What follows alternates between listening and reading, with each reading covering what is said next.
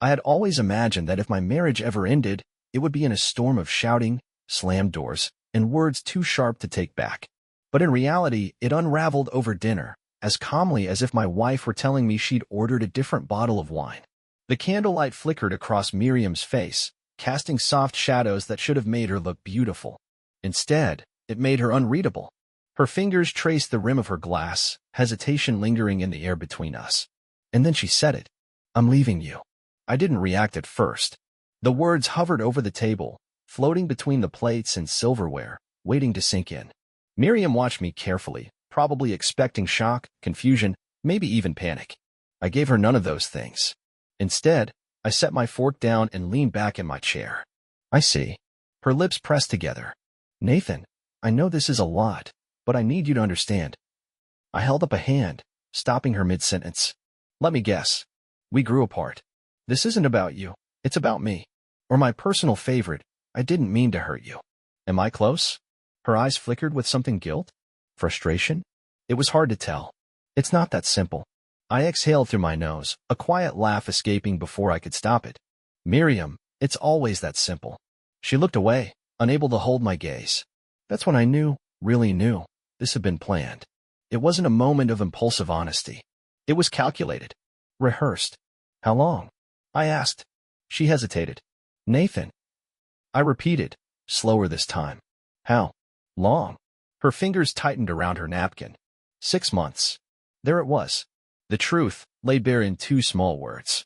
I had suspected, of course. No one just walks away from a marriage overnight. There had been signs, the late nights, the sudden phone calls she'd taken in another room, the way she had stopped laughing at my jokes. But knowing it and hearing it were 2 different things. A strange calm settled over me, though my heart was hammering against my ribs. "Do I know him?" She swallowed hard. Her silence was the answer. And then, right on cue, there was a knock at the door. Miriam's eyes widened, her breath hitching in her throat. I stood up slowly, smoothing my hands over the fabric of my shirt. "That must be him." Her hands gripped the edge of the table. "Nathan, please." But I was already moving, already reaching for the doorknob. And when I pulled it open, there he stood. The man she had risked everything for. His expression shifted the moment he saw me, surprise, discomfort, maybe even regret. I smiled, but it wasn't out of kindness. "Come on in," I said. "We were just talking about you." Miriam's face drained of color. And suddenly, for the first time all night, I felt like I had the upper hand. The weight of the moment pressed down on the room, thick and suffocating, like the air before a thunderstorm. I had expected a reaction from him, some kind of smugness, or maybe guilt, but what I got was worse. He looked nervous, uncertain, like he had stepped into something far bigger than he anticipated. I took my time stepping aside, giving him room to enter. He hesitated, glancing at Miriam as if waiting for permission. She didn't give it. She just sat there, her knuckles white as she gripped her napkin. The silence stretched, unbearable in its intensity. Finally, I broke it. "Well," I gestured toward the table. "Since we're being so honest tonight, why don't we all sit down and talk?" Miriam shook her head, her voice barely above a whisper. "Nathan, please, don't do this." I ignored her, keeping my eyes locked on the man standing in my doorway. "What's wrong? You were comfortable enough sneaking around behind my back. But now that we're face to face, you suddenly have nothing to say." His jaw tightened. He was younger than me, maybe by a few years. Dark hair, expensive-looking clothes, someone who clearly cared about appearances. But there was something else, something beneath the surface. He wasn't just uncomfortable. He was afraid. Miriam must have noticed it too because she stood up abruptly, nearly knocking over her chair.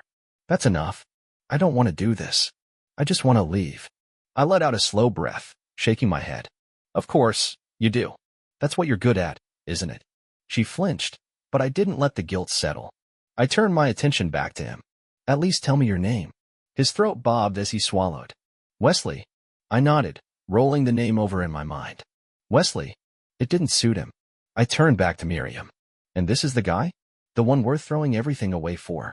She stiffened. "I don't owe you an explanation." That, more than anything, made me laugh. "Oh, Miriam, you owe me so much more than that." She opened her mouth to respond, but before she could, something else happened. My phone buzzed. A single notification lit up the screen. A name. A message. And suddenly, the whole night took a turn neither of them expected.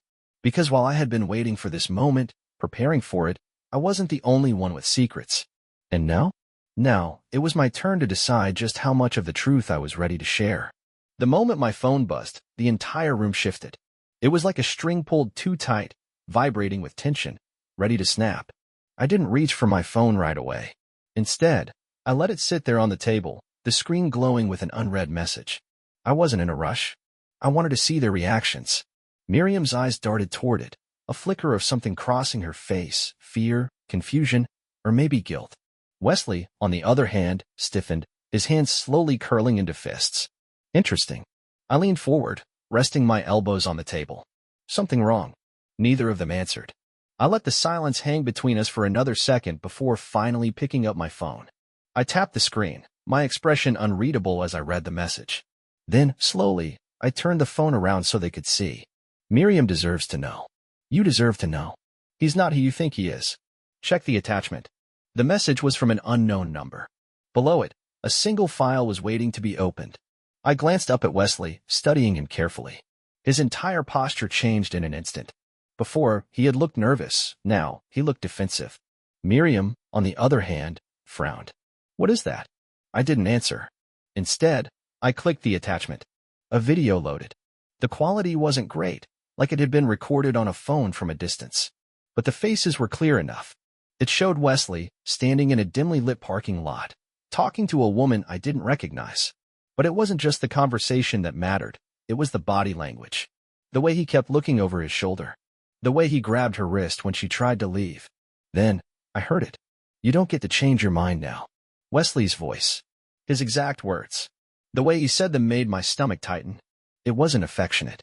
It wasn't casual. It was threatening. Miriam's face paled. Wesley, what is this? Wesley stood frozen, his breathing shallow. It's nothing. It's nothing. I interrupted. You sure about that? Because it sounds like there's a lot more going on here than just you and my wife sneaking around. Miriam's hands trembled as she stared at him. Who is she? He didn't answer. I tilted my head, watching him carefully. See, I was ready to be angry at you. I was ready to sit here and hear all the same excuses, the same lies I've heard 1,000 times before from people who think they're smarter than they really are. But this, I gestured at the phone. This changes things. Miriam turned to me, desperation creeping into her voice. Nathan, I swear I didn't know anything about this. I met her eyes, and for the first time in a long time, I believed her. But Wesley? He was sweating. And suddenly, my failed marriage was the least of my concerns. The room had shifted. The argument about my broken marriage was no longer the main event. Instead, something much bigger had slipped through the cracks, something none of us had expected. Miriam was still staring at the video on my phone, her lips slightly parted, her breath shallow. Wesley, on the other hand, wasn't even looking at it anymore. His eyes were on me, calculating. His face was tense, his hands clenched into fists at his sides. He was no longer nervous. Now, he was ready for a fight. But I wasn't interested in fighting. I leaned back in my chair, holding my phone loosely in one hand. You want to explain, Wesley? Because it looks like you're in a whole lot of trouble, and I just happen to be the guy standing between you and whatever happens next. He forced a short laugh, shaking his head. You don't know what you're talking about. I smiled. Maybe. But I do know that someone thought it was important enough to send me this. And I do know that you're looking real guilty right now. Miriam finally tore her eyes away from the screen. Wesley, what is this? Her voice cracked slightly. Who is that woman? Why are you acting like this? Wesley exhaled, rubbing his temples like he was trying to get a headache under control. It's nothing, okay? Just someone I used to know. It's not what it looks like. Oh, come on, I scoffed. That's the best you can do? You're sleeping with my wife, and even I wouldn't buy that excuse. He glared at me, his jaw twitching. Stay out of this, Nathan. I chuckled, shaking my head. Oh, buddy, I was out of this. You're the one who walked into my house. Miriam grabbed my arm, her fingers tight around my wrist. She wasn't looking at me, though. Her wide, anxious eyes were locked on Wesley. Just tell me the truth. Please. I deserve that much. For a second, I thought maybe, just maybe, he'd come clean. But instead, his expression hardened.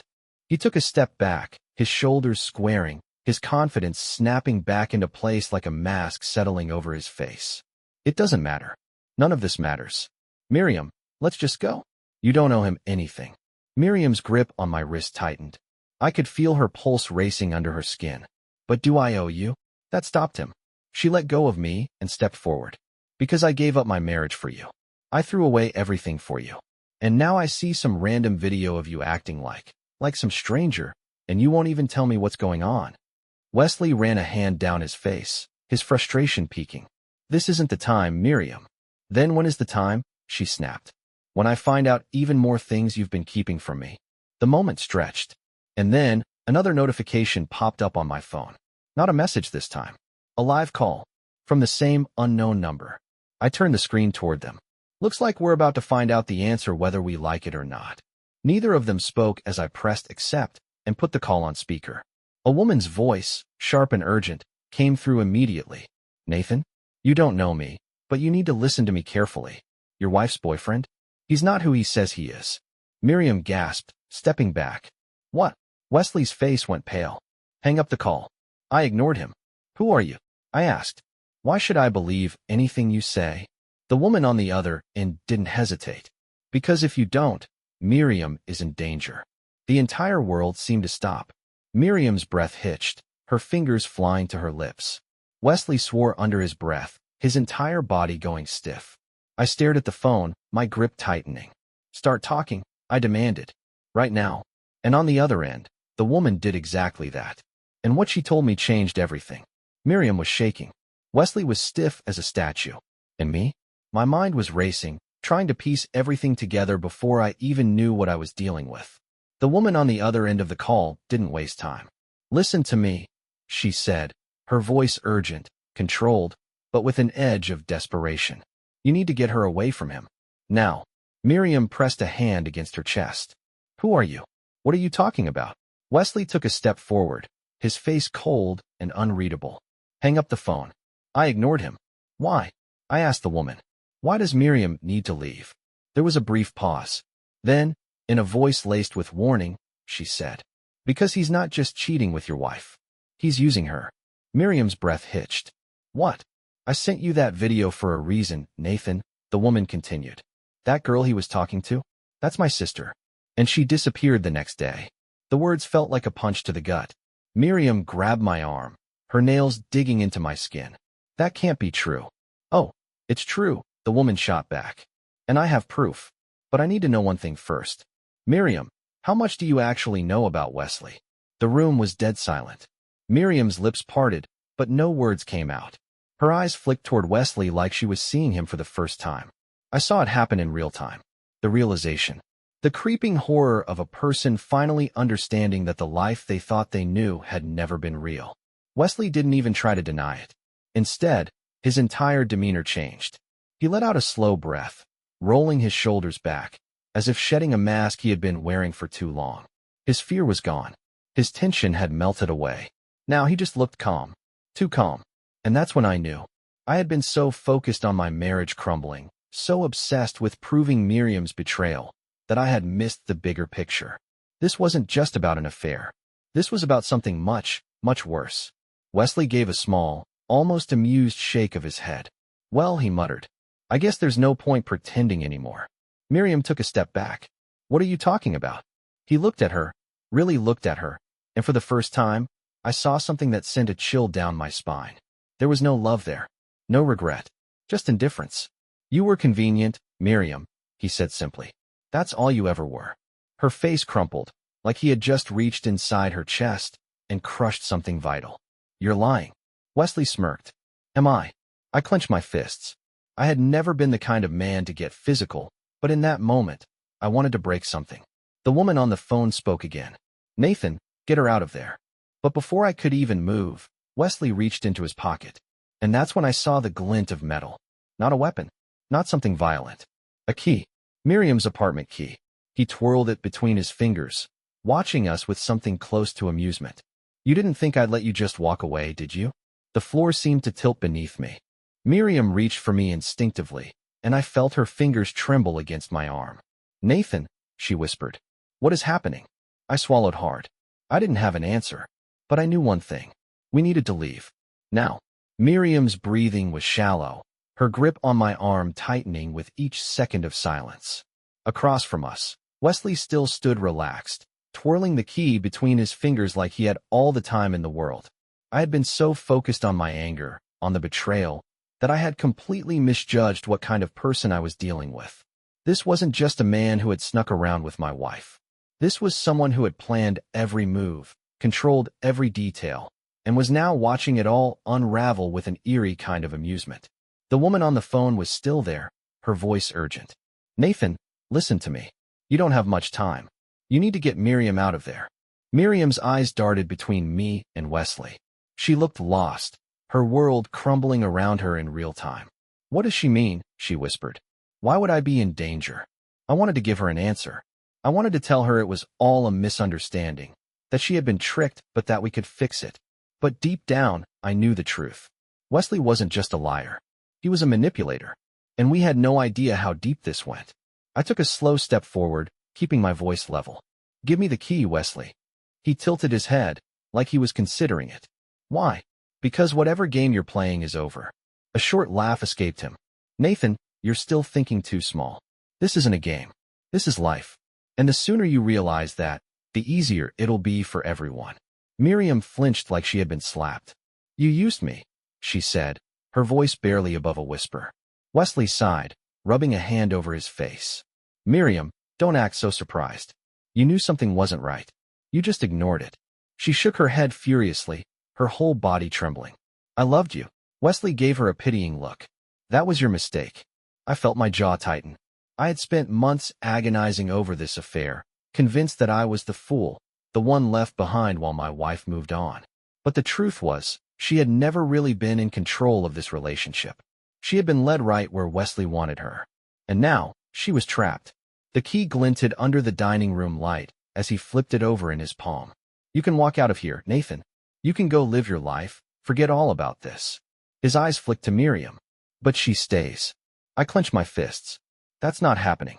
Miriam's voice cracked. "Wesley, please, whatever this is, let me go." For a brief moment, something flashed across his face, something like disappointment. Then, just as quickly, it was gone. "You still think you have a choice," he murmured. "That's adorable." I didn't wait for him to make another move. I grabbed Miriam's wrist and pulled her toward the door. "Nathan, don't," Wesley started, but I was already yanking it open. The hallway outside was empty. I took one step forward, dragging Miriam with me. And that's when I saw it. A small, dark-colored car parked right outside my house. Headlights off, engine running, and in the driver's seat, a man I didn't recognize. He was staring straight at us. Miriam must have seen him too because she sucked in a sharp breath. "Oh my God." Wesley let out a soft sigh behind us. "I told you, Nathan." I turned my head just slightly, enough to see him leaning against the doorframe, completely unfazed. "This was never just about you and me." My stomach dropped. We weren't dealing with just an affair. We were dealing with something much worse. And we had just walked straight into it. The moment my eyes locked onto the man sitting in the idling car outside my house, something deep in my gut twisted. The way he was watching us, not impatient, not indifferent, but focused, made my skin crawl. This wasn't someone who had just arrived. He had been waiting. Miriam must have sensed the same thing because she took a step closer to me, her fingers clutching the back of my shirt like a lifeline. "Nathan, we have to go." "But go where?" Behind us, Wesley was still leaning against the doorframe, his expression unreadable. He wasn't stopping us, but he wasn't concerned, either. And that's what terrified me the most. "Who is that?" I asked, my voice lower now, controlled. Wesley smirked. "Would it really make a difference if I told you?" Miriam shook her head, panic rising in her voice. "Nathan, please."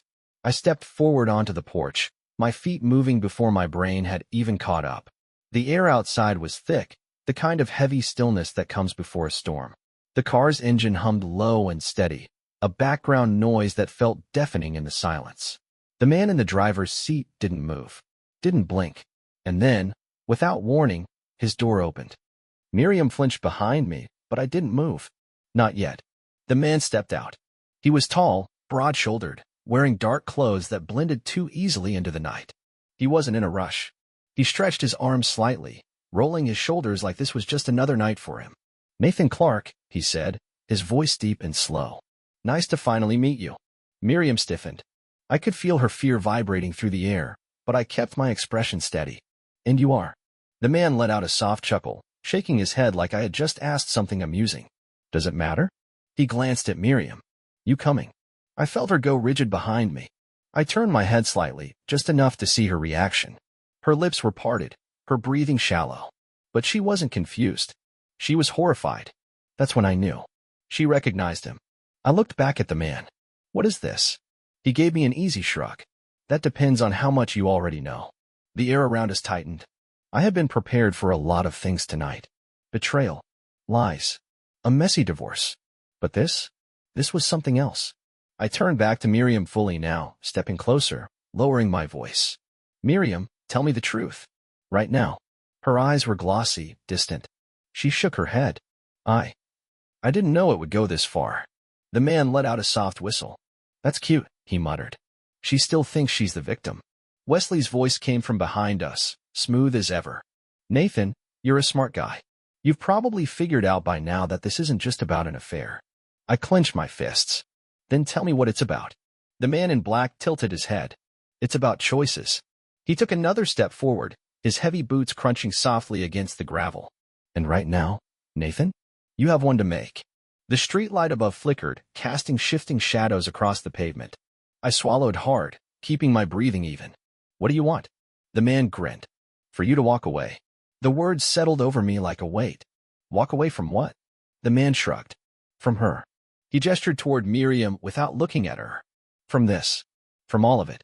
You take whatever dignity you have left, and you move on. No questions, no problems.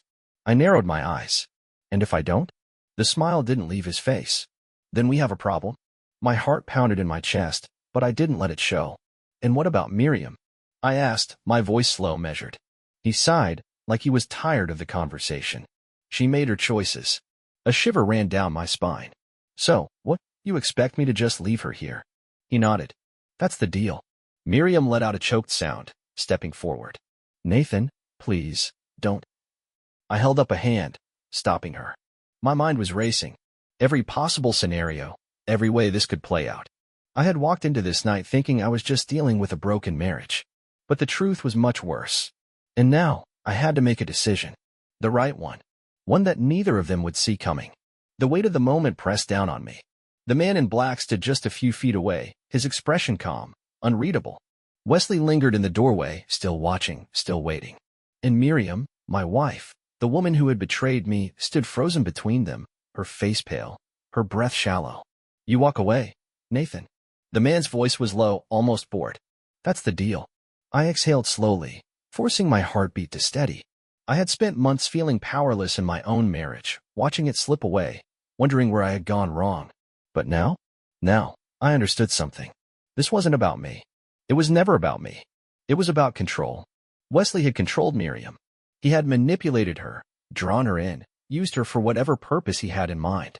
And now, this man, the one standing in front of me, the one who had been waiting outside my house, was trying to do the same thing to me. But I wasn't going to let that happen. I glanced at Miriam, her eyes wide, desperate. For the first time in a long time, I saw her clearly, not as my wife, not as the woman who had betrayed me, but as a person who had made mistakes. Big ones. Ones that had led her here. I turned back to the man in black. No deal. His eyes darkened slightly. Nathan. I shook my head. You want me to leave? You want me to walk away and pretend none of this happened? Sorry. Not gonna happen. His jaw tensed. Wesley pushed off the doorframe, stepping closer. You're making a mistake. I met his gaze, and for the first time, I saw something new. Doubt. I took a slow step forward. You think you're in control here, don't you? That you get to decide how this ends. I tilted my head slightly. But here's the thing, you don't. The man in black shifted his weight, but I could tell he was listening now. Good. I pulled out my phone, turned the screen so they could both see it. A recording. Of everything. The moment Wesley walked into my house. The video of him with the missing woman. The conversation we had just had. Every single word. You think I didn't prepare for something like this? I asked, keeping my voice steady. You really think I didn't have backup? Wesley stiffened. You're bluffing. I tapped the screen. Am I? His face went pale as the live indicator flickered at the top of the screen. The whole conversation had been streaming. Not just recorded. Broadcasted. Miriam let out a tiny gasp. Wesley cursed under his breath. The man in black smiled. Clever. I shrugged. I have my moments. The tension in the air thickened, but something shifted. The power wasn't in their hands anymore. It was in mine. I gestured toward the street. So, here's what's going to happen. You're going to leave. Both of you. And if either of you even thinks about coming near me or Miriam again, this video goes to the police, to the press, to everyone who needs to see it. The man in black considered me for a long moment, then exhaled through his nose. Fair enough. I didn't let my relief show. Not yet. He turned, walking back toward his car. Wesley, however, didn't move. He looked at Miriam, his expression unreadable. I really thought you were smarter than this. She flinched, but I stepped in front of her. We're done here. For the first time all night, Wesley looked uncertain. Then, with a final glance between us, he turned and followed the man in black. The car's engine revved, headlights flicking on. A second later, they were gone. Silence. For a long time, neither Miriam nor I moved. Then, finally, she let out a shaky breath. Nathan. I held up a hand, stopping her. We're not doing this, I said softly. Not tonight. Her face crumpled, but she nodded. I looked at the house, the place that had once been ours. It wasn't mine anymore. Maybe it never really was. I exhaled, feeling something shift inside me. I had thought tonight would break me, that I would leave here a man destroyed. But instead, I felt something else. Freedom. I turned to Miriam one last time. Take care of yourself. And then, without looking back, I walked away.